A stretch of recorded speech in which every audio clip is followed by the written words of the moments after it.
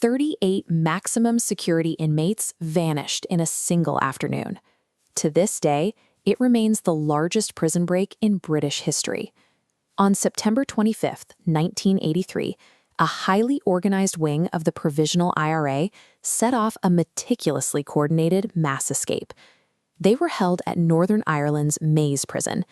This sprawling facility was engineered specifically to contain the region's most dangerous men, wrapped in multiple layers of wire, concrete, and surveillance. The epicenter of their plot was the infamous H Block. It was a self-contained, heavily monitored unit within the broader fortress, designed to isolate and break the will of its occupants. Overcoming that level of architectural and human security by brute force should have been practically and physically impossible. Yet they did exactly that. The operation began quietly. Over several weeks, the inmates successfully smuggled 6 handguns deep inside the supposedly secure walls of the H Block. On the chosen Sunday, they moved. Within minutes, the armed prisoners overwhelmed the staff, taking 19 prison guards hostage at gunpoint. They avoided shooting their way out on foot.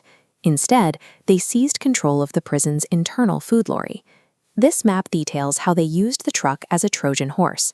They drove it straight from the H Block, bypassed the internal checkpoints, and breached the heavily fortified front gates. Through sheer mechanical coordination, 38 men simply drove through the layers of security and walked out into the countryside. The immediate response was a sprawling manhunt across the region. Within hours, half of the escapees had been tracked down and returned to custody.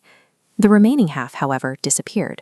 They scattered into a prearranged network of safe houses, blending seamlessly into the everyday Irish public.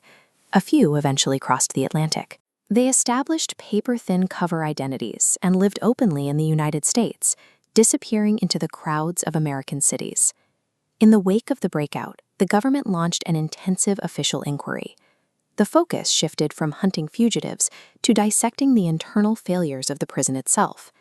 Investigators uncovered a glaring detail. British prison officials had received real, credible intelligence warnings detailing the exact escape plan, and they had systematically buried them. This revelation changed the narrative of the escape. It was no longer just a story of clever prisoners, but a record of an administration that had the data necessary to stop the breach and failed to move.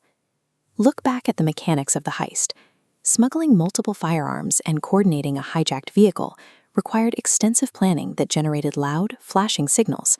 The authorities had the information. They just didn't use it. This chart illustrates intelligence moving through the hierarchy. Reports reached decision-makers, but hit a wall of skepticism, prioritizing the prison's impenetrable reputation. Concrete and iron bars lost their purpose because the human element conceded. Once intelligence was ignored, physical gates became a mere formality. The maze breakout suggests that engineering cannot compensate for human denial. The security apparatus saw the threat coming and simply refused to believe its own intelligence. The security of a facility like the maze depends on more than just high walls. It relies on a leadership that trusts its intelligence enough to act on it. When that trust is gone, even the most sophisticated fortress becomes an open door.